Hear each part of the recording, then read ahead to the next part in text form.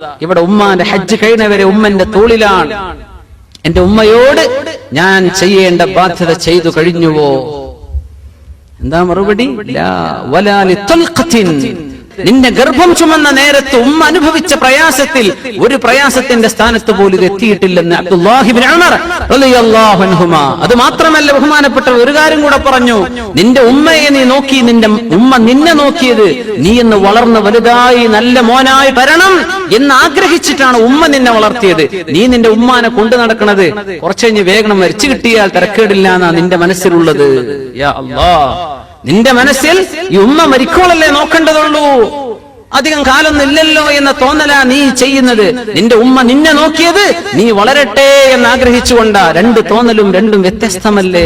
യാ അല്ലാഹ്, ഇതൊക്കെ അള്ളാന്റെ ദീനെ പഠിപ്പിച്ചിട്ടുള്ള മുഅ്മിനീങ്ങൾ. മക്കളെ എഞ്ചിനീയറും ഡോക്ടർമാരൊക്കെ ആക്കിക്കോളി, പക്ഷെ ഇതൊക്കെ പറഞ്ഞു കൊടുക്കണം. എന്നാലേ അവർക്ക് നിങ്ങളെപ്പറ്റി ബോധം ഉണ്ടാവുള്ളൂ, കുടുംബം എന്താണെന്ന് അറിയുള്ളൂ. എന്റെ സ്വർഗത്തിലേക്ക് പോകാനുള്ള രണ്ട് വാതിലാണ് എന്റെ ഉമ്മയും വാപ്പയും എന്ന മക്കൾക്ക് അറിയണ്ടേ. നല്ല സർട്ടിഫിക്കറ്റ് കയ്യിലുണ്ട്, നല്ല ഹൈ പ്രൊഫൈൽ ജോബ് കയ്യിലുണ്ട്, നല്ല മുതലാളിയാണ് മകൻ. വാപ്പയെ നോക്കാത്ത മകനാണെങ്കിൽ എന്താണ് ഈ വാപ്പയുടെ സങ്കടം എവിടെ കൊണ്ടുപോയി വെക്കും? അപ്പോ സ്വന്തം ഉമ്മയുടെയും വാപ്പയുടെയും പുരക്ക് പോയി നിങ്ങൾ ഭക്ഷണം കഴിച്ചോളി, അതൊന്നും ഹറാമായി തിന്നുന്ന തീറ്റയല്ല, അതിലൊന്നും പ്രയാസപ്പെടേണ്ടതില്ല എന്ന് വിശുദ്ധ ഖുർആൻ ഈ സൂറത്തുൻ നൂറിൽ 61-ാമത്തെ ആയത്തിൽ പഠിപ്പിക്കുകയാണ്. ഖാലും അങ്കിളാണ്, ഖാലത്തും ആന്റിയാണ് ഇംഗ്ലീഷിൽ. പക്ഷേ ആര് ഏത് വഴിക്കുള്ള ബന്ധം എന്ന് അറബിയിലെ വളരെ ഭംഗിയാണ് അറബ് ഭാഷ.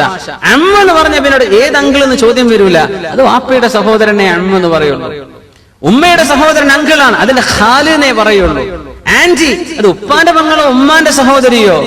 ഉപ്പാന്റേതാണെങ്കിൽ അമ്മ, അമ്മത്ത് എന്ന് അറബി പറയും. ഉമ്മാന്റെ സഹോദരി ഖാലത്ത്. വളരെ വ്യക്തമാണ്, അവിടെ വേറെ ഡൗട്ട് ഇല്ല. കസിൻ ബ്രദർ, കസിൻ സിസ്റ്റർ, ഏത് കസിൻ ബ്രദർ, ഏത് ആരുടെ ചോദ്യം വരും, അതൊന്നും പ്രശ്നമില്ല. അറബിയിൽ വളരെ വ്യക്തമാണ്. അപ്പോ സഹോദരന്റെ വീട്, സഹോദരിയുടെ വീട്, അമ്മാവന്റെ വീട്, അമ്മായിയുടെ വീട്, ഈ വീട് വീട് എന്നിങ്ങനെ ആവർത്തിക്കുന്നത് എന്തിനാ? അതിന്റെ അർത്ഥം സഹോദരൻ വീട് വെച്ചാതെ എന്റെ വീടാന്ന് വിചാരിച്ച് നീ പോകണ്ട, അത് സഹോദരന്റേത് തന്നെയാണ്. നിന്റെ വീട് നീ വെക്കുന്നതാണ്. അമ്മായിയുടെ വീടാന്ന് പറഞ്ഞ് നീ ചെല്ലാൻ, അത് അമ്മായിയുടേതാണ്. പിതാവിന്റെ സഹോദരന്റെയും സഹോദരിയുടെയും അവർ ഓരോരുത്തരും അവരുടെ അധികാരത്തിലാണ് കിടക്കുന്നത്. ജ്യേഷ്ഠൻ വീട് വെച്ചാൽ മതി, എന്നാ പിന്നെ എനിക്കിൽ താമസിച്ചാൽ മതിയല്ലോ, അത് ജ്യേഷ്ഠന്റെ പൊരുത്തുണ്ടെങ്കിൽ നീ ചെയ്തോ, കുഴപ്പമില്ല. ജ്യേഷ്ഠന്റേത് എന്റേതാന്ന് വിചാരിച്ചത് പെരുമാറണ്ട എന്നർത്ഥം. മുഅ്മിനീങ്ങളെ, നമ്മുടെ ഇവിടെയൊക്കെ ജോലി ചെയ്ത ഒരു സഹോദരനെ പറഞ്ഞു എന്നല്ലേ, 10-30 കൊല്ലം ജോലി ചെയ്ത് അധ്വാനിച്ച് വീടുണ്ടാക്കി ചെന്ന് നാട്ടിൽ ചെന്ന് നോക്കുമ്പോ വീട് അനുജന്റെ പേരില്ല. ജ്യേഷ്ഠ അധ്വാനിച്ച് ഇവിടുന്ന് പൈസ കൊടുത്തുണ്ടാക്കി അവനെ ഏൽപ്പിച്ചു പണിയാൻ. നാട്ടിൽ രേഖകൾ ഉണ്ടാക്കാനാ പ്രയാസം. ആൾക്കാരെ വിചാരിക്കുന്നു ആധാരം ആരുടെ പേരില്ലാതെ അവന്റെ. ഇങ്ങനെ അള്ളാന്റെ മുമ്പിൽ എങ്ങനെ ഇത് രക്ഷപ്പെടും? ആ മനുഷ്യൻ കണ്ണുനീര് കരഞ്ഞിട്ട് വിഷയം പറഞ്ഞു, അത്ഭുതപ്പെട്ടു. കുറച്ചവൻ ഇങ്ങനെയുണ്ടോ ജ്യേഷ്ഠനുജന്മാർ? സ്വന്തം അനുജന്റെ പേരിലാണ് ഇയാള് ജോലി നിർത്തിപ്പോവാണ്. ഇവിടെ ദുബൈയിലുള്ള ഒരാൾ സഹോദരൻ, മാഷാ അല്ലാഹ്, അള്ളാഹു അയാൾക്കത് പകരം ഖൈറായത് കൊടുക്കുമാറാകട്ടെ.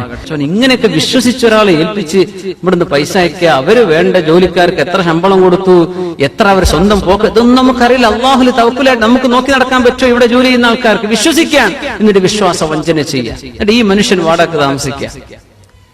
എവിടെയാണ് ആ സങ്കടമൊക്കെ തീരെ? സ്വന്തം പൊരങ്ങനെ കണ്ടിട്ട് പടച്ചോനെ, രേഖയിൽ അനുജൻ ഒപ്പിട്ട് അത് സ്വീകരിക്കുമ്പോ ചോദിക്കണ്ടേ, ഒന്ന് പൊരുത്തം വാങ്ങണ്ടേ? എവിടെയാണ് ഈ കുറ്റക്ക് നാളെ മഹ്ശറയിൽ കൊണ്ടുപോയി വെക്കുക? യാ അല്ലാഹ്, മനുഷ്യന് എത്തിക്സ് എന്ന് പറഞ്ഞ സംഗതി ഉണ്ട്. അത് ഇസ്ലാമില്ലെങ്കിൽ എത്തിക്സ് ഉണ്ടാവും മനുഷ്യന്മാർ. അതുപോലെ നഷ്ടപ്പെടുമ്പോഴുള്ള ബേജാറാണ്. യാ അല്ലാഹ്, ഔ ബുയൂതി അമാമികും ഔ ബുയൂതി അമ്മാതികും ഔ ബുയൂതി അഖ്വാലികും ഔ ബുയൂതി ഖാലാതികും. നിങ്ങളുടെ അമ്മായിയുടെ ഉമ്മയുടെ സഹോദരിമാർ അവരുടെ പുരക്ക് നിങ്ങൾ പോയി ഭക്ഷണം കഴിക്കുന്നതിന് വിരോധമില്ല, എപ്പോൾ നിങ്ങൾ അവിടേക്ക് ക്ഷണിക്കപ്പെട്ടവരാണ്. ആ അവസ്ഥയിൽ നിങ്ങളെ അവിടുത്തെ ചില വിഷയങ്ങൾ അവർ ഏൽപ്പിച്ചു, നിങ്ങൾ അവിടുത്തെ വക്കീലാണ്. ആ അവസ്ഥയിൽ വിരോധമില്ല. ഔ മാ മലക്തും മഫാതിഹ, നിങ്ങൾ ഏതൊന്നിന്റെ ചാവികളാണോ നിങ്ങൾ ഉടമപ്പെടുത്തിയിരിക്കുന്നത് അവിടുന്ന് ഭക്ഷണം കഴിക്കുന്നതിനും വിരോധമില്ല. ശരിക്കും മനസ്സിലാക്കണം. ഒരാളുടെ ഒരു തോട്ടം ഏൽപ്പിച്ചു, ഒരു തെങ്ങും തോട്ടം നോക്കാൻ ഏൽപ്പിച്ചു. തെങ്ങിന് വിലണ്ടോ തേങ്ങയ്ക്ക് വിലണ്ടോ അതല്ല നമ്മുടെ ചർച്ച. നല്ല വിലണ്ടെന്ന് വിചാരിക്കാം. അവിടെ ഏൽപ്പിച്ചു. ഈ മനുഷ്യനോട് അങ്ങനെ ഇളനീരിട്ട് കുടിക്കാൻ പറ്റുമോ ഇല്ലേ എന്നതാണ് ഇപ്പൊ പറയുന്നത്. ഒരു ഗ്രോസറി അല്ലെങ്കിൽ സൂപ്പർ മാർക്കറ്റിന്റെ സ്റ്റോക്ക് നോക്കുന്ന ആളാണ്. അവിടെയാണ് എല്ലാ ജ്യൂസ് പാക്കറ്റുകൾ അല്ലെ ബിഗ് ക്വാണ്ടിറ്റി സ്റ്റോക്ക് ചെയ്യുന്ന സ്ഥലം അതാണ്. ഇയാൾ അതിന്റെ സൂക്ഷിപ്പുകാരനാണ്. മലക്തു മഫാത്തിഹ, മിഫ്താഹ് നിങ്ങളെ കയ്യിൽ ഏൽപ്പിച്ചതാ മുതലാളി, നോക്കണം കേട്ടോ. ഇയാൾക്ക് ഇടക്കിടക്ക് ഇങ്ങനെ ജ്യൂസ് എടുത്ത് കുടിക്കാൻ പറ്റുമോ? ഇതാണ് വിഷയം. പറ്റുന്നതുമുണ്ട് പറ്റാത്തതുമുണ്ട്, ശരിക്കും മനസ്സിലാക്കുക. ഇവിടെ മുഫസ്സിരീങ്ങൾ പറയാണ്, നമ്മുടെ ഉലമാ പഠിപ്പിക്കാണ്, നമ്മെ ഒരു വിഷയം ഒരാൾ ഏൽപ്പിച്ചു, ചാവി തന്നു, ഒരു കടയുടെ ഒരു തോട്ടത്തിന്റെ ഉത്തരവാദിത്വം നമ്മെ ഏൽപ്പിച്ചാൽ ശമ്പളം നൽകപ്പെടുന്ന ആളാണോ ഇയാൾക്ക് സമ്മതമില്ലാതെ തൊടാൻ പറ്റൂല. മുതലാളിയുടെ സമ്മതമുണ്ട് എന്നാലേ എടുക്കാൻ പറ്റുള്ളൂ. ശമ്പളമുള്ള ആൾ, ശമ്പളം ഇല്ലാത്ത ആളാണ്, അയാൾ സേവനം, അയാൾക്ക് ജീവിക്കേണ്ട ഭക്ഷണം വേണ്ടേ, ആവശ്യമായത് അയാൾ എടുത്തോട്ടെ, അതിന്റെ സമ്മതത്തിന്റെ പ്രശ്നമില്ല. അയാളത് ഏൽപ്പിക്കപ്പെട്ട ആളല്ലേ, ഇയാൾക്ക് വേറെ ശമ്പളമൊന്നും കിട്ടാനില്ലല്ലോ, അതുകൊണ്ട് അയാളുടെ ഭക്ഷണത്തിന് ആവശ്യമായത് ആ തോട്ടത്തിൽ നിന്നോ ആ സ്റ്റോക്കിൽ നിന്നോ ഭക്ഷണം കഴിക്കുന്നതിന് വിരോധമില്ല. അപ്പൊ നമുക്ക് ശമ്പളം ഉണ്ട്, നമ്മുടെ കടയിൽ വരുന്നത് അല്ലെങ്കിൽ നമ്മുടെ മുതലാളിയുടെ അടുത്തുനിന്ന് കിട്ടുന്നത് അവിടെ പൊരുത്തം കൊണ്ട് കിട്ടുന്നതാണെങ്കിൽ ഓക്കെ. അല്ലാതെ നമ്മളുണ്ടല്ലോ വെറുതെ കിട്ടിയതൊക്കെ വരിച്ചുവാലി കൊണ്ടുവരുന്നത്, അതിന്റെ ഉറവിടങ്ങൾ അന്വേഷിക്കണം മുഅ്മിനീങ്ങളെ. നമ്മൾ അള്ളാഹുവിന്റെ പരിശുദ്ധ ഖുർആൻ അച്ചടക്കം പഠിപ്പിക്കാം. Utmost discipline. അള്ളാഹുവിനെ പേടിക്കണം എന്നായി പറയുന്നത്, CCTV പേടിക്കണം എന്നല്ല ഈ പറയുന്നത്. അള്ളാഹുവിനെ പേടിച്ച് ജോലി ചെയ്യുന്നതായി പറയുന്നത്. ഭയങ്കര പേടി. അങ്ങനെയാണ്. ക്യാമറ ഉണ്ടെങ്കിൽ എന്താ നല്ല മക്കള്, മാഷാ അല്ലാഹ്. കാരണം അതൊക്കെ പച്ചയിൽ ഇങ്ങനെ കാണല്ലേ. അള്ളാഹുവിനെ പേടിക്കുക. അള്ളാഹിന്റെ ക്യാമറ, പടച്ചതമ്പുരാന്റെ, അള്ളാഹുവിന്റെ ബസീറത്ത്, ബസർ എന്റെ മുമ്പിലേക്കാണ്. അള്ളാഹുവിനെ കാണുന്നുണ്ട്. നിനക്ക് അർഹതപ്പെട്ടത് ഇതാണ്, ഇത് നിനക്ക് അർഹതപ്പെടാത്തതാ, സമ്മതമില്ലാതെ എടുക്കാൻ പാടില്ല. അങ്ങനെയാണ്. ഒരു വീട് ഏൽപ്പിച്ചു നമ്മെ, ആ വീട്ടിൽ ഫോണുണ്ട്, കാര്യങ്ങൾ മുതലാളി പറഞ്ഞു എനിക്ക് വേണ്ടത് കഴിച്ചോ, വേണമെങ്കിൽ ഫോണൊക്കെ ഉപയോഗിച്ചോ. സുബ്ഹാനല്ലാഹ്, ഓൻ ഡയൽ ചെയ്യാ ദുബൈക്ക്, വേറെ എന്തെങ്കിലും അവന്റെ ഏതെങ്കിലും ഫ്രണ്ട്സിനെ വിളിക്കാൻ സൗദിക്ക്, നാട്ടിൽ നിന്ന് കൂളായിട്ട്, എന്താ മുതലാളി പറഞ്ഞു ഉപയോഗിച്ചോളൂ. യാ അല്ലാഹ്, ഇയാൾ ഉദ്ദേശം അതാണോ? നിനക്ക് അത്യാവശ്യം ലോക്കൽ കോളുകളൊക്കെ നീ ചെയ്തോന്നല്ലേ പറഞ്ഞതിന്റെ ഉദ്ദേശത്തുണ്ടാവുള്ളൂ. ആളുകൾ ഇങ്ങനെ ദുരുപയോഗം ചെയ്യുന്നത് എത്രയാണ്. ഇതൊക്കെ അല്ലാഹു പറഞ്ഞതിന്റെ പൊരുൾ നമുക്കിപ്പോ മനസ്സിലാവും. യാ അല്ലാഹ്, മോനപ്പെട്ട നമ്മുടെ ഉസ്താദ് എന്നൊരു വിഷയം പറഞ്ഞു. നമ്മുടെ ഇവിടെ അബുദാബിയിൽ ജീവിച്ചു പോയ നമ്മുടെ വലിയൊരു ഉസ്താദ് ഇപ്പൊ നാട്ടിലാണ്. അവരിപ്പോ അടുത്ത് വന്നു പോയിരുന്നു. വിസിറ്റ് വരുന്ന ആൾക്കാർ അവിടെ ഫോൺ ഉപയോഗിച്ചിട്ട് അങ്ങോട്ട് ഇന്റർനാഷണൽ കോൾ വിളിച്ചിട്ട് ആ സാധുവിന് ബില്ല് വരുമ്പോ യാ അല്ലാഹ്, ഇയാൾ വിളിച്ചതല്ല, നമ്മുടെ ഫുജൈറ മൗലവി ഉണ്ടായിരുന്നു ഫുജൈറയിലെ അച്ഛനമ്പലം. അവർക്ക് അങ്ങനെ നാട്ടിലൊക്കെ വിസിറ്റ് വരുന്ന ഉസ്താദുമാരും അല്ലാത്തവരൊക്കെ അവരെ പുരക്ക് താമസിക്കും ഫുജൈറ. അദ്ദേഹം ഇപ്പൊ നാട്ടിലാണ്, ഫുജൈറ മൗലവി എന്ന് പറഞ്ഞ സാലം ഡ്രൈവിംഗ് സ്കൂളൊക്കെ ചെയ്തിരുന്ന അദ്ദേഹം എന്ന് പറഞ്ഞു, കുറച്ച് തമ്പുരാനെ നാട്ടിൽ നിന്ന് വിസിറ്റ് വന്നവരാ, ഫുജൈറിന്ന് വിളിക്കുക, നാട്ടിലേക്ക് ഫോൺ ഓപ്പൺ ആണ്. അങ്ങനെ വിളിച്ചു. ആ സാധുവിന് 7000-8000 ഒക്കെ ബില്ല് വന്നു. അപ്പോ ഇതൊക്കെ സാധാരണക്കാരും വിവരമുള്ളവരും അല്ലാത്തവരൊക്കെ മനസ്സിലാക്കണം. കോമൺ സെൻസ് വേണമെന്ന് അല്ലാഹു പറഞ്ഞുതരാണ്. എന്തുപയോഗിക്കണം എന്നാണ്, എന്തിന്റെ പൊരുത്താണ് ഇപ്പൊ അവിടെ തന്നിട്ടുള്ളൂ, അതേ നിങ്ങൾക്ക് എടുക്കാൻ പാടുള്ളൂ. അവിടുത്തെ വിഷയങ്ങൾ അന്യായമായി നശിപ്പിക്കരുത്. വീട് വെച്ച ആൾക്കാർ, ഇതിൽ ഒരുപാട് ആളുകൾ നാട്ടിൽ വീട് വെച്ച് പൂട്ടിപ്പോന്നവരാണ്. എന്തേ പൂട്ടിപ്പോന്നത്? ജ്യേഷ്ഠനോടോ അനിയനോടോ പെങ്ങളോടോ വന്ന് താമസിക്കാൻ പറഞ്ഞുകൂടായിരുന്നോ? എന്തേ പറയാത്തത്? എന്തുകൊണ്ട് പറയുന്നില്ല? ജ്യേഷ്ഠൻ വന്ന് താമസിച്ചാൽ പോരെ, ഇരപ്പാക്കി കളയും. പിന്നെ ചെല്ലുമ്പോ പെയിന്റിങ് വേറെ നടത്തണം അല്ലേ? പെങ്ങളും കുട്ടികളും നശിപ്പിച്ചേക്കും. അതുകൊണ്ട് വേണ്ട. ഈ ചിന്ത മുസ്ലിം ഉമ്മത്തിൽ വരരുത്. ഇത് എന്റേതാണ്, എന്റെ ജ്യേഷ്ഠന്റേത് എന്റേതാണ്, പെങ്ങളുടേത് എന്റേതാണ് എന്ന് നിങ്ങൾ ചിന്തിക്കും. വല അല അൻഫുസികും, നിങ്ങളുടേതാണെന്ന് മനസ്സിലാക്കി നിങ്ങൾ അന്യന്റെ സാധനം ഉപയോഗിക്കുമ്പോ അത് നശിപ്പിച്ചേക്കല്ല. സ്വന്തം വാഹനം നല്ല ഉഷാറായിട്ട് ഉപയോഗിക്കും. വേറെ ആളുടെ വാഹനം എടുത്ത് കൊണ്ടുപോകുന്ന ഒരു സാധു, അവൻ കൊണ്ടുപോയി സർവ്വ ക്യാമറയും ഫ്ലാഷ് അടിച്ചിട്ട് കൊണ്ടുവന്ന് നിർത്തി കൊടുക്കുകയാണ്. ഈ സാധുവിന് എത്ര കൊടുക്കേണ്ടി വരും? അല്ലെങ്കിൽ നശിപ്പിക്കുക. മനുഷ്യന്മാർ അങ്ങനെയൊക്കെ ചെയ്യുന്നില്ലേ? ഇത് പാടില്ലെന്ന് അല്ലാഹു പഠിപ്പിക്കുന്ന ആയത്താണിത്. അന്യന്റെ സാധനം നശിപ്പിക്കരുത്, അവനവന്റേതുപോലെ ഉപയോഗിക്കുക. യാ അല്ലാഹ്, ഔ ബുയൂതി അഖ്വാലികും ഔ ബുയൂതി ഖാലാതികും ഔ മാ മലകതും മഫാതിഹ ഔ സദീഖികും, നിങ്ങളുടെ സുഹൃത്തിന്റെ പുരയിൽ പോയി ഭക്ഷണം കഴിക്കാൻ നിങ്ങൾ മാ ദുംതും മദ്ഊവീൻ, നിങ്ങൾ അങ്ങോട്ട് ക്ഷണിച്ചതാണ്, കുഴപ്പമില്ല. നിങ്ങൾ അവിടുത്തെ വിഷയം ഏൽപ്പിക്കപ്പെട്ട ആളുകളാണ്. നിങ്ങൾ അതിന് ആവശ്യമുള്ളത് ഭക്ഷിച്ചോ. കല്യാണത്തിന് വിളിച്ചു, സദ്യക്ക് വിളിച്ചു, നിങ്ങൾ ഭക്ഷിച്ചോളൂ, ഒരു കുഴപ്പമില്ല. പക്ഷേ സുഹൃത്തിന്റേതാണെന്ന് പറഞ്ഞ് അയാളുടെ സമ്മതമല്ലാതെ എടുക്കാൻ പാടില്ല. ഇതാണ്. അത് സുഹൃത്തിനല്ലേ മൂപ്പരെ മൊബൈൽ എടുത്തിട്ട് വിളിച്ചേക്കാം. അയാൾക്ക് സമ്മതമുണ്ടോ എങ്കിൽ മാത്രമേ നീ ചെയ്യാൻ പാടുള്ളൂ. പിന്നെയുണ്ടോ ഈ പൈസ എടുക്കലും അന്യന്റെ പൊസിഷനിൽ കിടക്കുന്ന സാധനം എടുത്തുകൊണ്ടുവരലും, ഇതൊക്കെ എവിടെ കിടക്കുന്നു? ഭക്ഷണം കഴിക്കും, ഒരു ടേബിളിൽ ഭക്ഷണം കഴിക്കുന്നതിന്റെ വിഷയമാണ് ഈ പറയുന്നത്. അതിന് വിരോധമല്ല, നിങ്ങൾ അവിടെ ക്ഷണിക്കപ്പെട്ടവരല്ലേ. ഇനി അടുത്തും നോക്കൂ, ലൈസ അലൈക്കും ജുനാഹുൻ അൻ തഅകുലൂ ജമീഅൻ ഔ അശ്താതാ.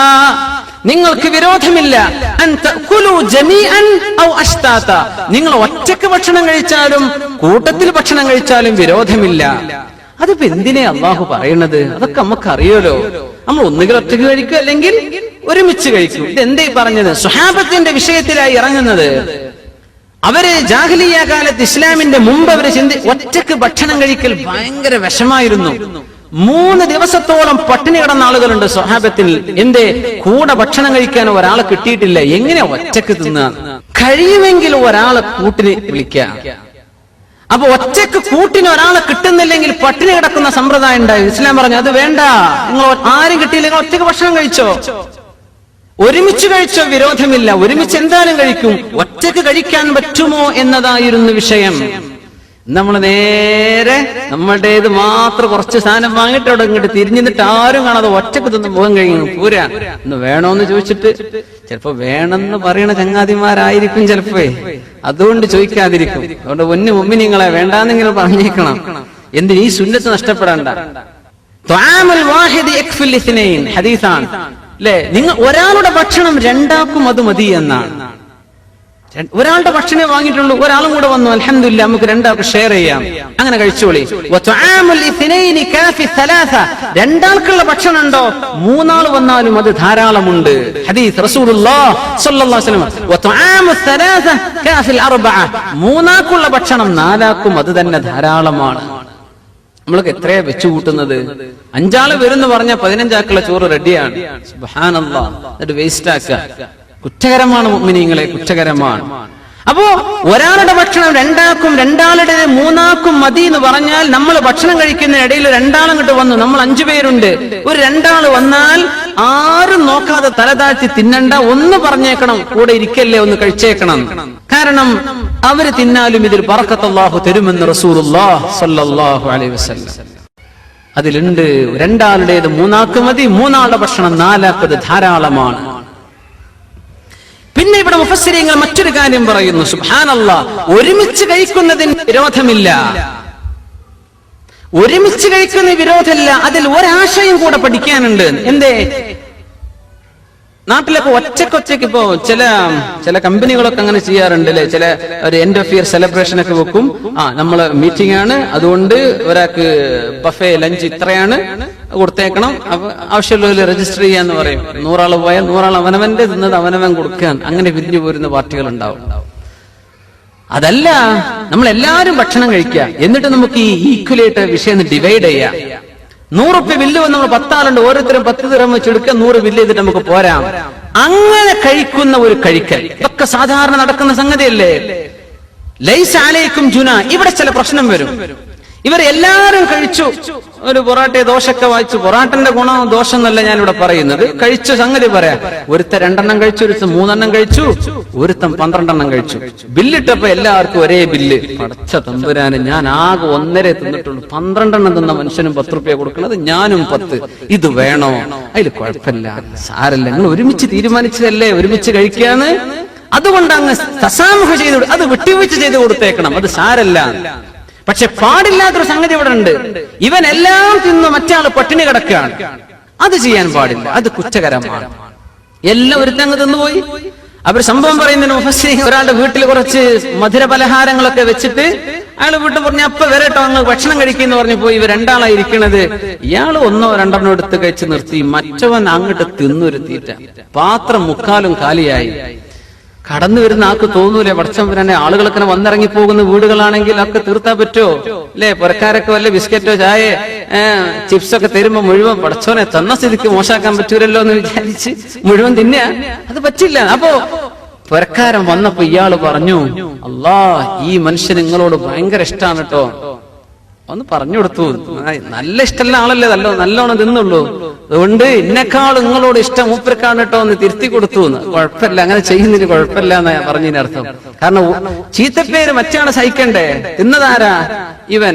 യാ അല്ലാഹ്, നിങ്ങൾ കൂട്ടമായിട്ടൊരു ബില്ലിട്ടിട്ട് ഭക്ഷണം കഴിക്കുകയാണ്, അവിടെ ഒരാൾ ഏറെയും കുറവും, ഒരു ഉരുളന്റെ വലുപ്പം കുറച്ചും കൂടുതൽ, ഇതൊന്നും അളക്കാൻ നിൽക്കല്ല, അതൊക്കെ വിട്ടുകൊടുത്തേക്ക്. അവൻ 15 നിന്ന് നീ 2 നിന്നുള്ളൂ, ഒരു കുഴപ്പമില്ല. നിങ്ങൾ അഷ്താത്തൻ, നമ്മൾ എല്ലാരും ഒരുമിച്ച് കഴിക്കാന്നല്ലേ പറഞ്ഞത്, അതിലങ്ങോട്ട് സഹിച്ചേക്കണം. അതൊന്നും പിന്നെ പ്രശ്നമാക്കല്ല കേട്ടോ, അതൊന്നും പിന്നെ ഫേസ്ബുക്കിൽ ഇടരുത്. 12 തിന്നവനെ കാണുക, ഫോട്ടോ വെച്ചിട്ടേ അതൊന്നും ഇടാൻ നിൽക്കണ്ട, അതൊക്കെ വിട്ടുകൊടുത്തേക്ക്. അതൊന്ന് കാര്യാക്കരുത്. അഷ്താത്തൻ എല്ലാം വളരെ സിമ്പിൾ വിഷയങ്ങൾ വരെ അപ്ലോഡ് ചെയ്യും. എന്തിനാ വെറുതെ നെറ്റിലെ സ്പേസ് ഒഴിവാക്കുക? അതൊക്കെ വളരെ സബ്സ്റ്റൻഷ്യൽ മാറ്റർ വല്ലതും ഉണ്ടെങ്കിൽ കൊടുക്കുക എന്നല്ലാതെ ആവശ്യമില്ല. അവനവന്റെ ഓരോ കുടുംബ പ്രശ്നങ്ങളൊക്കെ എടുത്തിട്ട് ഫോട്ടോ അതും അപ്ലോഡും വീഡിയോ ഒക്കെ ചെയ്യും. എന്താ ഈ വീഡിയോ? ഒരു കുട്ടി പാട്ട് കാണുമ്പോഴത്തെ ചാടുന്നതേ കൊടുക്കുള്ളൂ. ആ കുട്ടി ചാടുന്നത് ഉമ്മയും മാപ്പിയും കണ്ടാ പോരെ, എന്തിനാ അവിടെ നെറ്റിൽ സ്പേസ് വേണ്ടതിനൊക്കെ? അപ്പൊ നശിപ്പിക്കല്ല, അല്ലെങ്കിൽ അതും ദുരുപയോഗം ചെയ്യല്ല. ഇരിക്കട്ടെ. അപ്പോ അല്ലാഹു തആല പറയാണ്, നിങ്ങൾ ഒറ്റക്കോ കൂട്ടമായിട്ടോ ഭക്ഷണം കഴിച്ചോളൂ, അതിനൊന്നും വിരോധമില്ല. കൂട്ടമായിട്ട് ഭക്ഷണം കഴിച്ച് ചില ആളുകൾ നല്ല വളവന്മാരുണ്ടാവും, നല്ല സുഹൃത്തുക്കളാണ് അല്ലേ? അപ്പോ ബസ് കയറി, അങ്ങനെ കണ്ടക്ടർ വരുന്നു, ഒരു സിറ്റി 5 റുപ്യ കൊടുത്തു. അപ്പൊ മറ്റേ ആള് മുമ്പില്, അല്ല ഞാൻ എന്റെ കൊടുത്തിട്ടുണ്ട് കേട്ടോ എന്ന് ഇവിടെ നിന്ന് പറയാ, എന്റെ ഈ കൊടുത്തോന്ന്, എന്റെ ഞാൻ കൊടുത്തിട്ടുണ്ട്. ഭക്ഷണം കഴിച്ച് ഒരുമിച്ച് ഭക്ഷണം കഴിക്കാൻ വേണ്ടി കയറിയതാ. അങ്ങനെ ഒരുമിച്ച് ഭക്ഷണം കഴിഞ്ഞ് വർത്താനം കഴിഞ്ഞ് ഇറങ്ങുമ്പോ ഇവർ പറയാം, നിന്റെ ബില്ലിങ് തന്നേക്ക് വേറെയാണ്. അതൊക്കെ ചീപ്പ് ഏർപ്പാടാണെന്നാണ്.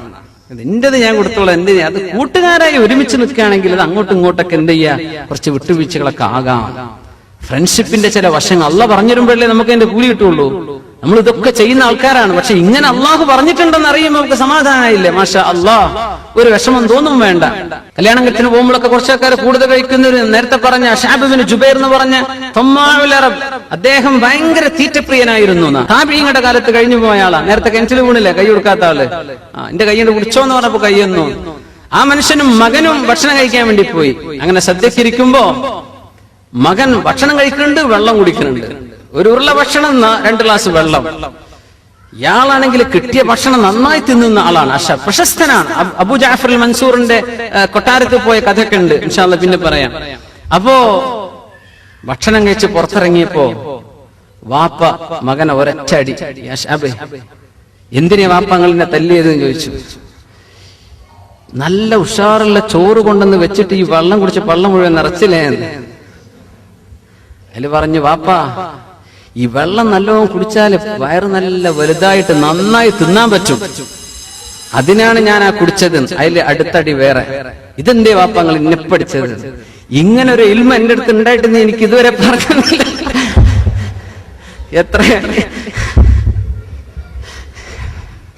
എത്ര കല്യാണം മിസ്സായി പോയി. കല്യാണത്തിന് വിളിച്ചാൽ ആൾക്കാർ നല്ലോണം തിന്നുന്ന ആൾക്കാരുണ്ടാവും, കുറച്ച് തിന്നുന്ന ആൾക്കാരുണ്ടാവും. അതൊക്കെ കല്യാണം നടത്തുന്ന ആൾക്കാർ സഹിച്ചേ പറ്റൂ.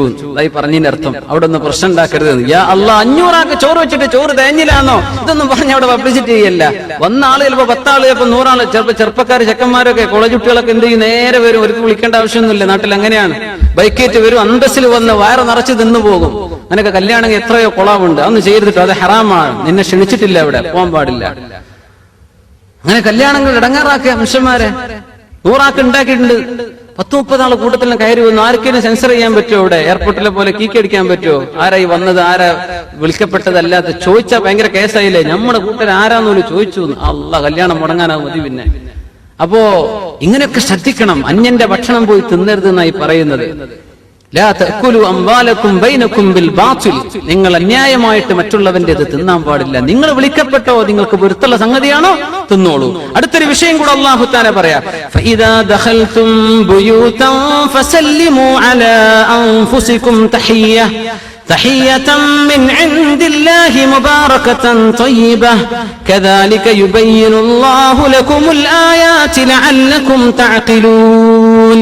ഫഇദാ ദഖൽതും ബുയൂതൻ, നിങ്ങൾ വീടുകളിലേക്ക് കയറി ചെല്ലുമ്പോൾ, ഫസല്ലിമു അലാ അൻഫുസികും, നിങ്ങളുടെ ശരീരത്തോട് നിങ്ങൾ സലാം പറഞ്ഞേക്കണം. വീട്ടിലേക്ക് കയറി ചെല്ലുമ്പോ ശരീരത്തോട്, ശരീരം എന്റെ കൂടെ അല്ലെങ്കിലേ ഉണ്ടല്ലോ.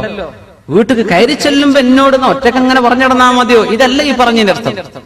നിങ്ങൾ മറ്റൊരാളിന്റെ വീട്ടിലേക്ക് ചെല്ലുമ്പോ അവരോട് പറയുന്ന സലാം എന്താ പറഞ്ഞത്? അസ്സലാമു അലൈക്കും വറഹ്മത്തുള്ളാഹ്, അള്ളാഹുവിന്റെ സലാം നിങ്ങൾക്ക് അള്ളാഹു നൽകട്ടെ, അള്ളാഹിന്റെ രക്ഷ നിങ്ങൾക്കുണ്ടാകട്ടെ. ദുആയല്ലേ അത് നിങ്ങൾ മറ്റൊരാളോട് പറയുമ്പോൾ നിങ്ങൾക്കും അതിന്റെ കൂലി കിട്ടുന്നുണ്ടല്ലോ. അത് നിങ്ങളോട് തന്നെ ചെയ്യുന്ന സലാമ. തഹിയ്യതൻ മിൻ ഇൻദില്ലാഹി മുബാറകതൻ ത്വയ്യിബ, അല്ലാഹുവിൽ നിന്ന് ബറക്കത്തുള്ള അല്ലാഹുവിന്റെ ആ ഒരു ഗ്രീറ്റിംഗ്. തഹിയ്യ എന്ന് പറഞ്ഞ ഗ്രീറ്റിംഗ്, അല്ലാഹുവിന്റെ ഗ്രീറ്റിംഗ് അതം കൊടുത്തേക്കണം. ഒരു വീട്ടിലേക്ക് ചെല്ലുമ്പോ അവിടെ കയറി ചെന്നിട്ട് പിന്നെ അസ്സലാമു അലൈക്കും അല്ല, ചെല്ലുമ്പോഴേ സലാം പറഞ്ഞിട്ടും കയറിയ. ഇത് മുമ്പ് അല്ലാഹു പറഞ്ഞതാണ്. 2 ആയത്തും കൂടെ കഴിഞ്ഞ് സൂറ അവസാനിപ്പിക്കാൻ നാം ഒന്ന് റിമൈൻഡ് ചെയ്യാൻ. സലാം പറയാൻ മറക്കരുത് കേട്ടോ. സല്ലിമു അലാ അൻഫുസികും തഹിയ്യതൻ മിൻ ഇൻദില്ലാഹി മുബാറകതൻ ത്വയ്യിബ കദാലിക യുബയ്യിനുല്ലാഹു ലകുമുൽ ആയാതി ലഅല്ലകും തഅഖിലൂൻ. അല്ലാഹു നിങ്ങൾക്ക് ഇങ്ങനെ കാര്യങ്ങൾ വ്യക്തമാക്കി തരികയാണ്. സലാം പറയണം. ഒരു വിഷയം നമ്മൾ സലാമിലൂടെ മനസ്സിലാക്കേണ്ടത് അസ്സലാമു അലൈക്കും എന്ന് പറയുന്നത് ദുആ ആണ്. അത് അള്ളാഹുവിന്റെ മലക്കുകൾ രേഖപ്പെടുത്തും. നമ്മളൊരു ദിവസം 30 കോൾ ചെയ്യുന്നു എന്ന് വിചാരിക്കുക, ഫോൺ അറ്റൻഡ് ചെയ്യുന്നുണ്ട്. അത് റിസീവ് ചെയ്യുമ്പോഴും നമ്മൾ അങ്ങോട്ട് കൊടുക്കുമ്പോഴും ഒരു അസ്സലാമു അലൈക്കും വറഹ്മത്തുള്ളാഹ്, അസ്സലാമു അലൈക്കും എന്നാ പറയേണ്ടത്. മറുപടി പറയണം അസ്സലാമു അലൈക്കും വറഹ്മത്തുള്ളാഹ്. ഇനി പറയുന്ന ആൾ അസ്സലാമു അലൈക്കും വറഹ്മത്തുള്ളാഹ്, മടക്കുന്ന ആള് വഅലൈക്കും അസ്സലാം വറഹ്മത്തുള്ളാഹി വബറകാതുഹു. കഴിഞ്ഞു. ഇനി ഒരാൾ മുഴുവൻ അങ്ങ് പറഞ്ഞാൽ വഅലൈക്കും അസ്സലാം വറഹ്മത്തുള്ളാഹി വബറകാതുഹു, അത്രയേ ഉള്ളൂ. പിന്നെ വമഗ്ഫിറതുഹു വജന്നതുഹു അങ്ങനെയൊക്കെ പറയാം. പക്ഷെ അതെന്തില്ല, അഷ്റഫുൽ ഖൽഖ് സ്വല്ലല്ലാഹു അലൈഹി വസല്ലം പഠിപ്പിച്ചത് സലാമിന്റെ ഭാഗത്തിൽപ്പെട്ടതല്ല. അങ്ങനെ ദ്വാരക്കിന് കുഴപ്പമൊന്നുമില്ല. പക്ഷേ അത് പറഞ്ഞാൽ അള്ളാന്റെ മലക്കുകൾ രേഖപ്പെടുത്തല്ലേ. നമ്മൾ ഫോൺ ചെയ്തു ഹലോ, അള്ളാന്റെ മലക്കുകൾ അപ്പം നോക്കും, പഠിച്ചോനെ ഈ ഹലോ എന്നതിന് കൂലി അള്ള വെച്ചിട്ടുണ്ടോ? നോക്കുമ്പോ കാണുന്നില്ല. ബോൺജൂർ, ഗുഡ് മോർണിംഗ്, ഗുഡ് ആഫ്റ്റർനൂൻ, ഇതിനൊന്നും കൂലി അള്ള കുഴപ്പമൊന്നുമില്ല, മോശമല്ല. പക്ഷെ അതിന് കൂലി എഴുതേണ്ടതുണ്ടോ? ഇല്ല. അസ്സലാമു അലൈക്കും, യാ അല്ലാഹ്, ഒരു സലാം പറഞ്ഞു. വൽ ഹസനതു ബിഅശ്രി അംസാലിഹാ, ഒരു നന്മക്ക് 10 ആണ് കൂലി. കടക്കട്ടെ 10 കൂലിയായി. 10 കോള് വന്നാൽ 100 കൂലി കിട്ടിയ ഒരു ദിവസം. ഒരു ഇൻകമിങ് ഔട്ട് ഗോയിങ്ങും അങ്ങനെ 10 കിട്ടിയാൽ എത്രയായി? 20, 200 കൂലിയായി. എത്ര ഫോൺ നമ്മൾ അറ്റൻഡ് ചെയ്യുന്നുണ്ട്? ഒരു അസ്സലാമു അലൈക്കും പറയാം. ആളുണ്ടോ അല്ലേ എന്നൊക്കെ അറിയാൻ ഹലോ എന്നൊക്കെ തുടങ്ങി കൂലി കുഴപ്പമില്ല. കഴിഞ്ഞാൽ പിന്നെ ഉടനെ അസ്സലാമു അലൈക്കും വറഹ്മത്തുള്ളാഹി, അസ്സലാമു അലൈക്കും, അള്ളാന്റെ രക്ഷങ്ങൾക്ക് ഉണ്ടാകട്ടെ. ഇത് സലാം പറഞ്ഞാൽ ഇന്ന് മനുഷ്യർ ഏറ്റവും സംസാരത്തിന്റെ കാലാണ് അല്ലെ. ഫോൺ ചെയ്തുകൊണ്ടേയിരിക്കുകയാണ്, വിളിച്ചുകൊണ്ടേയിരിക്കുകയാണ്. യാ അല്ലാഹ്, ശരാശരി ഒരു മനുഷ്യർ ഒരു ദിവസം 4000-ലേറെ വാക്കുകൾ ഇങ്ങനെ ഫോണിലൂടെ പറയുന്നുണ്ട് ഈ ഫോണിന്റെ ആൾക്കാര്. പിന്നെ ഫോണുമ്മ തന്നെ ഇത്തിക്കാഫിരിക്കുന്ന ആൾക്കാരല്ല ഈ പറഞ്ഞത്. 3-4 മണിക്കൂറൊക്കെ അങ്ങനെ വിളിച്ച്, നേരത്തെ പറഞ്ഞ കസേരട്ട് കൊടുത്ത് ഓടുന്ന നാട്ടിലെ ഫോൺ എടുത്ത ആൾക്ക് കസാലിട്ടിച്ചു കൊടുക്കണം. ഈ ഇരുന്നേക്കണം കുറച്ച് കഴിഞ്ഞാൽ. അതിപ്പോഴും നിർത്താൻ പോണ കോളല്ല, നെറ്റാണ്. യാ അല്ലാഹ്, അങ്ങനെ ഇടങ്ങാറാക്കുന്നത് ചെയ്യരുത് നമ്മൾ പറഞ്ഞിട്ടുണ്ട്. ഞാൻ ആവർത്തിക്കല്ല. സലാം പറയാ, സലാം പറഞ്ഞിട്ട് തുടങ്ങുക. വീട്ടിൽ കയറുമ്പോ സലാം പറയാ, വീട്ടിൽ നിന്ന് ഇറങ്ങുമ്പോ സലാം. ആരോട്? വീട്ടുകാരോട്.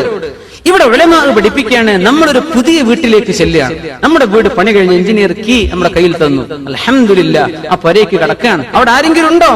ആരുമില്ല. നിങ്ങളാണ് ആദ്യം കടക്കുന്നത്. അവിടെ ഒരു കാര്യം കൂടെ പറയണം, മാഷാ അല്ലാഹ് ലാ ഖുവത ഇല്ലാ ബില്ലാഹ്.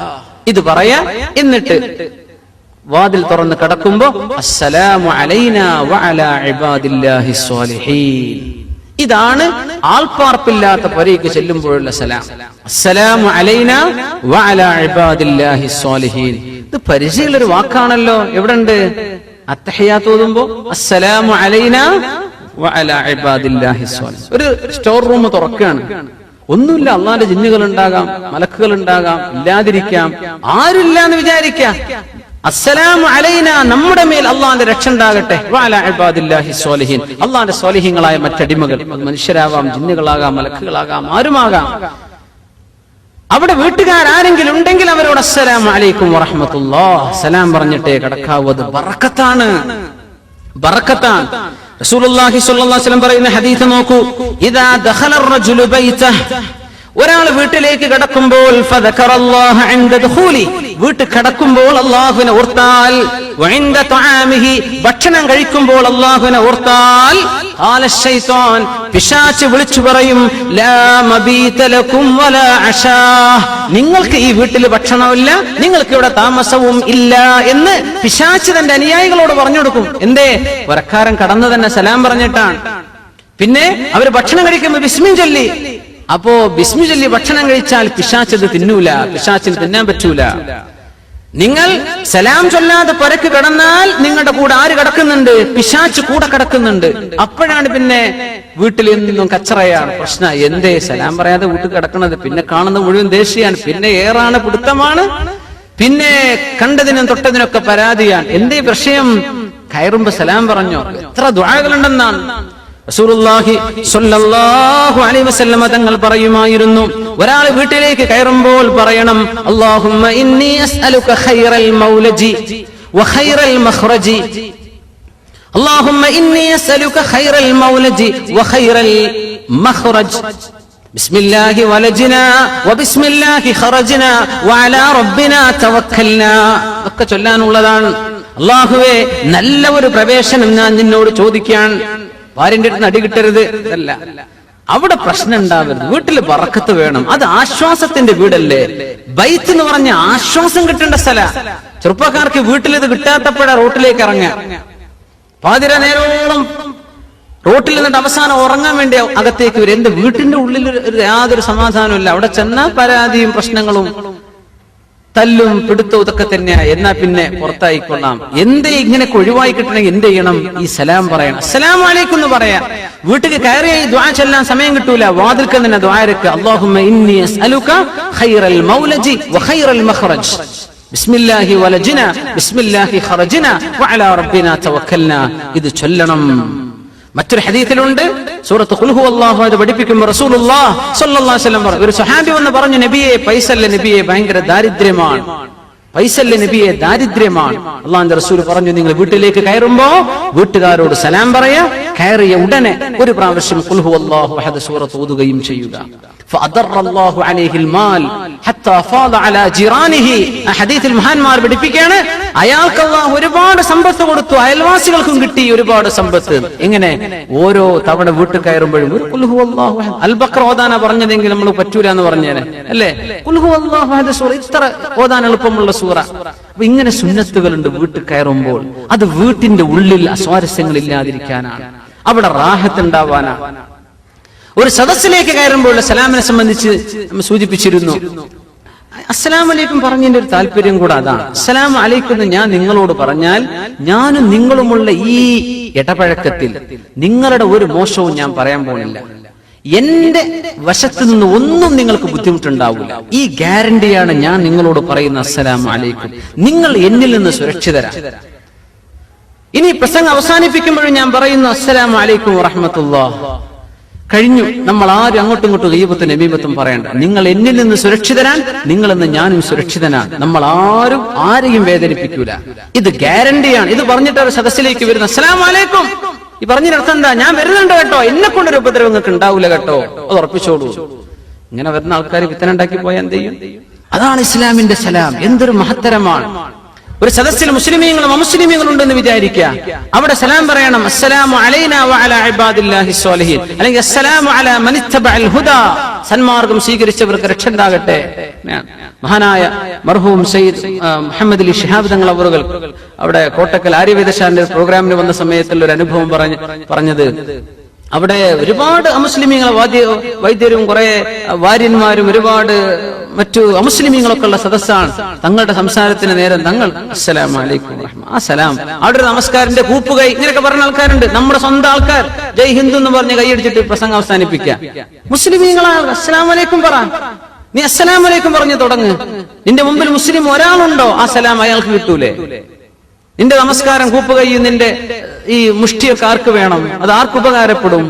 അസ്സലാമു അലൈക്കും. തങ്ങളുടെ ആ ഒരു ഭയങ്കര സംഭവം. ആ ഒരു സദസ്സിൽ മുസ്ലിങ്ങളുണ്ട്, കോട്ടക്കൽ അങ്ങാടിയല്ലേ, അമുസ്ലിമീങ്ങൾ ധാരാളമുണ്ട്. ആ പരിപാടി ആര്യവേദശാലയുടെ പ്രോഗ്രാം. യാ അല്ലാഹ്, അതിന്റെ ഒരു വാർഷിക പരിപാടി, അസ്സലാമു അലൈക്കും വറഹ്മത്തുള്ളാഹി, തങ്ങളുടെ ആ ശൈലിയിൽ സലാം പറഞ്ഞിട്ട് തന്നെ തുടങ്ങുന്നത്. യാ അല്ലാഹ്, സലാം പറയും. അള്ളാഹുവിന്റെ രക്ഷക്കുള്ള പ്രാർത്ഥനയാണ്, അത് മുഅ്മിനീങ്ങൾക്ക് ലഭിക്കണം. ഫസല്ലിമു അലാ അൻഫുസികും തഹിയ്യതൻ മിൻ ഇൻദില്ലാഹ് മുബാറകതൻ ത്വയ്യിബ. സലാം എന്ന് പറഞ്ഞത് മുബാറക്കാണ്, ബറക്കത്തുള്ളതാണ്. ത്വയ്യിബ, ഏറ്റവും പരിശുദ്ധമാണ്. അതിലും നല്ലൊരു ഗ്രീറ്റിംഗ് നമുക്ക് ഒരാൾക്കും കൊടുക്കാൻ പറ്റൂല. ഗുഡ് മോർണിംഗ് എന്നൊക്കെ പറഞ്ഞോളി, ശുഭ പ്രഭാതം ഉണ്ടാകട്ടെ എന്നൊരു ആശംസ തന്നെയാണത്, അല്ലെ? ഗുഡ് ഈവനിങ് എന്ന് പറഞ്ഞാൽ അതിനെ ഒരു നല്ല ഒരു ആഫ്റ്റർനൂൺ ഉണ്ടാകട്ടെ എന്നൊക്കെ, അല്ലെങ്കിൽ വൈകുന്നേരം, രാത്രി എന്നൊക്കെ ആകട്ടെ. പക്ഷേ മുസ്ലിമീങ്ങൾ പറയേണ്ടത് എന്താ? അസ്സലാമു അലൈക്കും വറഹ്മത്തുള്ളാഹി. അള്ളാഹു നമ്മെ സഹായിക്കുമാറാകട്ടെ.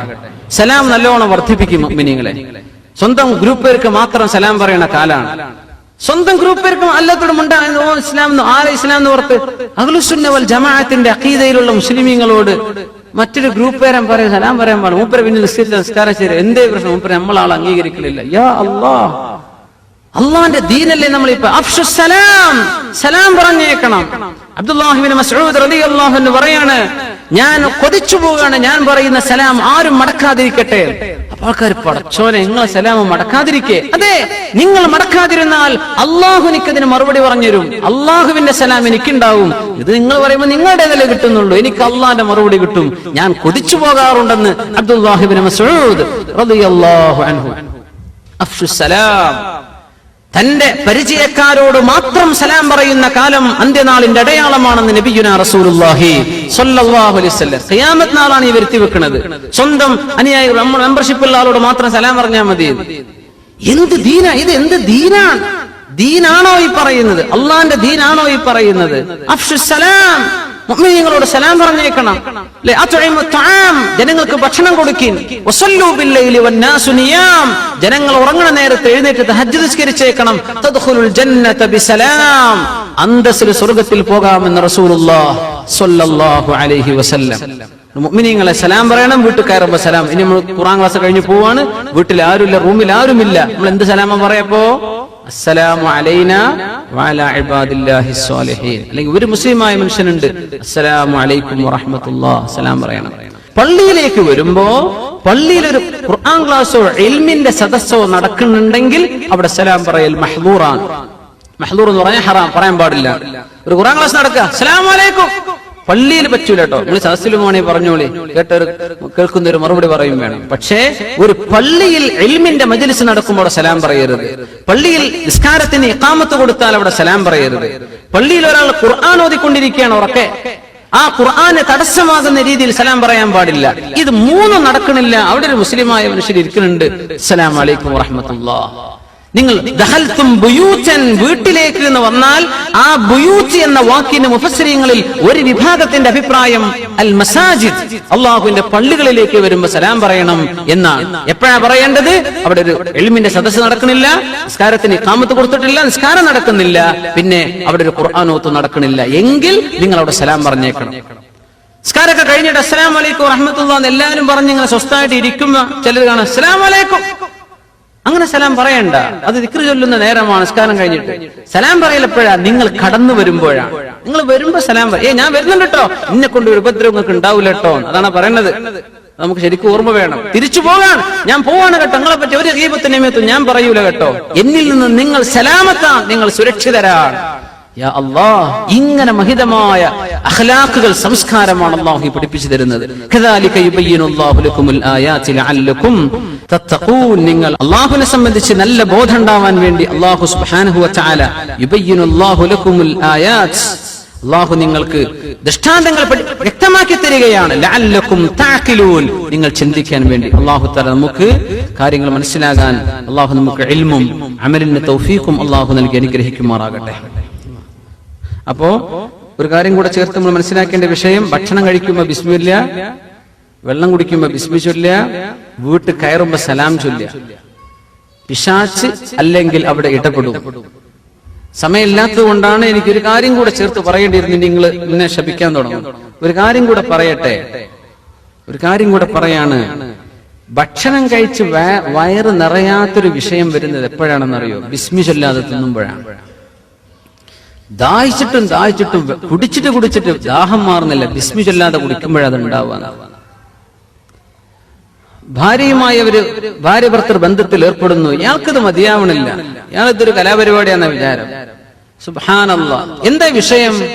അവരുമായി ഇടപെടുമ്പോ ഒരു ദുആ പഠിപ്പിച്ചിട്ടുണ്ട് റസൂലുള്ളാഹി സ്വല്ലല്ലാഹു അലൈഹി വസല്ലം. അല്ലാഹുമ്മ ജന്നിബിനിശ് ശൈത്വാൻ, അല്ലാഹുമ്മ ജന്നിബിനശ് ശൈത്വാൻ വജന്നിബിശ് ശൈത്വാന മാ റസഖ്തനാ. പടച്ചോനെ, ഞങ്ങൾ രണ്ടുപേരെയും പിശാചിൽ നിന്ന് അകറ്റണമേ. ഞങ്ങൾക്ക് നീ എങ്ങാനും ഒരു കുഞ്ഞിനെ വിധിച്ചാൽ ആ കുഞ്ഞിനും പിശാചിന്റെ ഉപദ്രവം വരാതെ കാക്കേണമേ എന്ന് ദിക്ർ ചൊല്ലിയിട്ടേ ഭാര്യ ഭർത്താക്കന്മാർ ബന്ധപ്പെടാൻ പാടുള്ളൂ. അങ്ങനെ ചെയ്തില്ലെങ്കിൽ എന്താ കുഴപ്പം? പിശാചി ഇവരുടെ കൂടെയുണ്ടെന്നാണ്. അപ്പൊ ഇവന് മതിയാവണില്ല, അപ്പൊ ഇവന് മതി വരുന്നില്ല, ഭാര്യ തൃപ്തിയാവുന്നില്ല. എന്തേ പ്രശ്നം?